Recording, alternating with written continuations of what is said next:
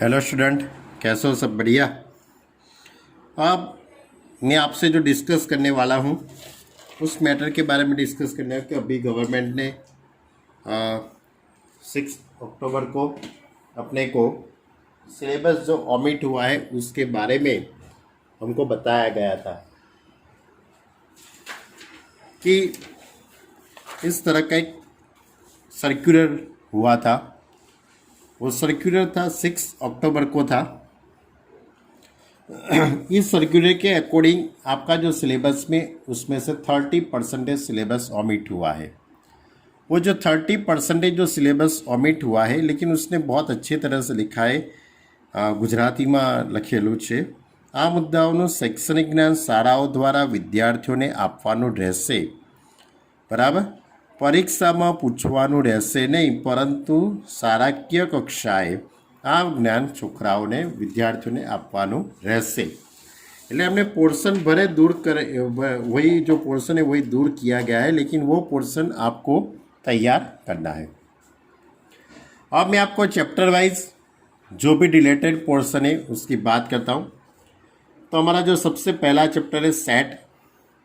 ये जो set theory है उसके अंदर सेट जितने टाइप के सेट है, फाइनाइट सेट है, इनफाइनाइट सेट है, कॉम्प्लीमेंट है, यूनिवर्सल सेट है, वो सब टॉपिक एज इट इज़ है। इसने उसमें से प्रैक्टिकली जो सम थे वो ओमिट कर दिए हैं, यानी कि एग्जाम्पल 23 to 34 जो इलिस्ट्रेशन थे 23 से 24 तक के जो इलिस्ट्रेशन है वो ओमिट कर दिए हैं। इसके साथ साथ एक्सरसाइज 1.6 पूरी निकाल दी है और एक्सरसाइज 1 भी पूरी निकाल दी है। मिसलेनियस एक्सरसाइज 1 वो भी ओमिट कर दी गई है, बराबर। यानी कि आपके लिए बहुत बड़ा एक फ़ायदा हो गया ये पहला चैप्टर के लिए। दूसरा अपना जो चैप्टर था रिलेशन एंड फंक्शन, इसके अंदर जितने टाइप के फंक्शन है वो सभी फंक्शन एज इट इज़ है, लेकिन उसने ओमिट क्या किया है, तो इसमें से दो फंक्शन के बीच के अंदर हम ऑपरेशन करते थे। वो ऑपरेशन एडिशन का हो सकता है, सब्ट्रैक्शन का हो सकता है, मल्टीप्लाई का हो सकता है, डिवाइड का हो सकता है। यानी कि एग्जाम्पल 16, 17 और एक्सरसाइज 2। एक्सरसाइज 2 का क्वेश्चन नंबर 6, 7, 11, 12 ये 4 जो क्वेश्चन है वो ओमिट कर दिए हैं, और ये 2 एग्जाम्पल, यानी कि 6 क्वेश्चन इसमें से ओमिट हुए, ज़्यादा कुछ ओमिट नहीं हुआ है। अपना बहुत अच्छा सा ये chapter trigonometric function. Trigonometric function की बात की जाए तो उसमें से तो कुछ निकाल ही नहीं सकते हैं, फिर भी लोगों ने हिम्मत करके कुछ निकाला है। तो एक्सरसाइज 3.4, एक्सरसाइज 3.4 की आपसे बात करूं तो कोई भी इक्वेशन हो उसको सॉल्व करने की मेथड थी। जैसे कि आपके पास sine theta is equal to 1/2 हो तो हम लिखते थे theta is equal to 2n pi plus minus 1/n into पाई/6। और एक्सरसाइज 3.5 उसका क्वेश्चन नंबर 4, 5, 9, 14, 15, 16 ये 6 सम निकाल दिए हैं। और एग्जाम्पल की बात करें तो एग्जाम्पल 18 to 24 तक के सम और 27 और 18 नंबर का, इतने जो एग्जाम्पल है वो उसने ओमिट कर दिए हैं। 24 है और ये 28 है। उसके बाद अपना 4th chapter principle of mathematical induction. Principle of mathematical induction की जो बात करें तो एक्सरसाइज 4, इसने तो इसमें बहुत बड़ा आपको गिफ्ट दे दिया है। चैप्टर नंबर 4 में तो 7 to 24 तक के सम ओमिट कर दिए। 7 to 24 सिर्फ 6 सम बाकी रहे। और एग्जाम्पल की बात करें तो 4 to 8 तक के जितने भी सम है वो सब उसने ओमिट कर दिए हैं। इतने सारे सम उसने ओमिट कर दिए, यानी कि आप ऐसा सोच लो कि चैप्टर नंबर 4 के अंदर अब देखा जाए तो कुछ इतना बड़ा कुछ रहा नहीं है, बराबर। क्योंकि चैप्टर नंबर 4 वैसे भी बहुत इजी था, उसमें भी उसने इतना निकाल दिया, तो चैप्टर नंबर 4 के अंदर बहुत छोटे छोटे सम बाकी रहे। Chapter number 5 complex number and quadratic equation, इसके अंदर रूट निकालने वाले जो सम थे वो निकाल दिए हैं, यानी कि एक्सरसाइज 5.4 निकाली है। और एक्सरसाइज 5 मिसलेनियस एक्सरसाइज 5 पूरी निकाल दी। और एग्जाम्पल 12 एंड 17 ये दो एग्जाम्पल निकाल दिए और ये दो एक्सरसाइज, बहुत बड़ा गिफ्ट दे दिया। Chapter number 6 linear equalities, linear inequalities, इसमें तो बहुत बहुत बड़ा गिफ्ट दे दिया है गवर्नमेंट ने आपको। एक्सरसाइज 6.1 के क्वेश्चन नंबर 21 टू 26, यानी कि कौन से समय मालूम है, जो इक्वेशन हम बनाते थे ना, इक्वालिटी हम बनाते थे ना, वो सब निकाल दिए हैं। 6.2 का 5 to 10, एक्सरसाइज 6.3 का 7 to 15 और पूरी एक्सरसाइज 6 निकाल दी। एक्सरसाइज 6 उसने पूरी निकाल दी, यानी कि वो बोरिक एसिड वाला जो था, बराबर इतना परसेंटेज था, उसको डाइल्यूट करने के लिए इतना करना पड़ता था, ये सब निकल गए बच्चे लोग, बोलो। और एग्जाम्पल 1 to 20 एग्जाम्पल निकाल दिए। यही चैप्टर नंबर 6 में से तो आपको बहुत बड़ा गिफ्ट दे दिया।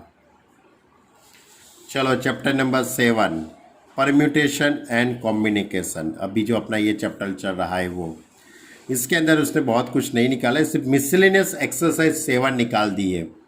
मिसलेनियस एक्सरसाइज 7 उसको ऑमिट कर दिया है, और इसके साथ साथ एग्जाम्पल 20, 21, 22, 23 और 24, यानी कि लास्ट वाले जो मिसलेनियस जो एग्जाम्पल है वो ऑमिट कर दिए हैं, और मिसलेनियस एक्सरसाइज 7 इतना ऑमिट हो गया है, बाकी सब एज इट इज़ है, क्योंकि वो बहुत इंपॉर्टेंट है इसलिए।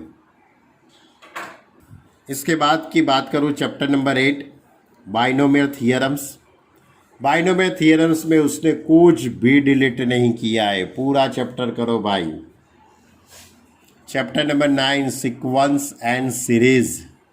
सीक्वेंस एंड सीरीज के चैप्टर के अंदर में एक्सरसाइज 9.2 का क्वेश्चन नंबर 7, 8, 9, 11, 12, 16, 17, 18 इतने सम उसने ऑमिट किए हैं।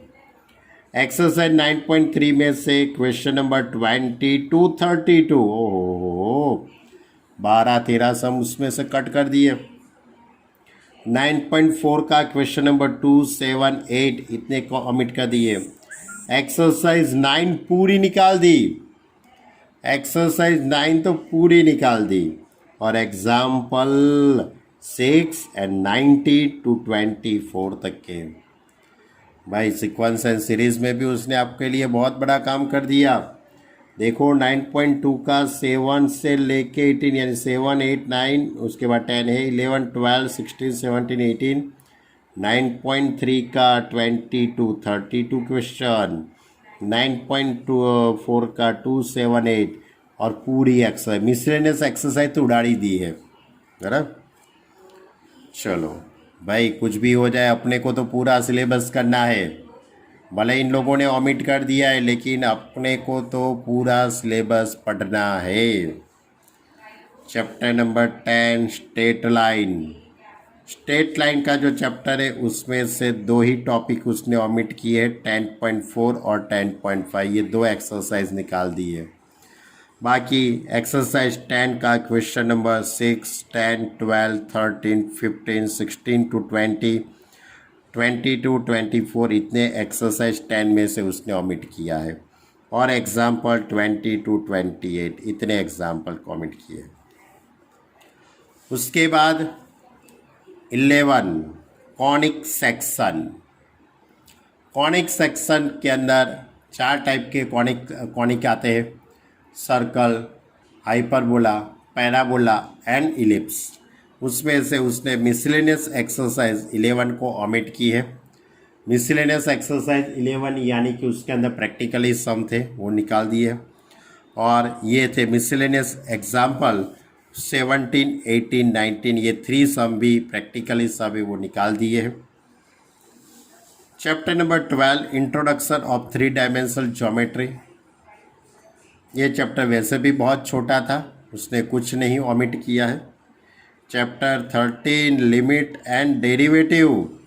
लिमिट एंड डेरिवेटिव में से वो लोग ने भी कुछ नहीं निकाला है, क्योंकि डेरिवेटिव के बिना तो स्टैंडर्ड 12 ही नहीं कर पाते हो। स्टैंडर्ड 12 का ये बहुत बड़ा इम्पोर्टेंट यूनिट है। जैसे हमारे पास ट्रिग्नोमेट्री आईएमपी यूनिट है, इसी तरह ये डेरिवेटिव भी बहुत बड़ा इम्पोर्टेंट यूनिट है।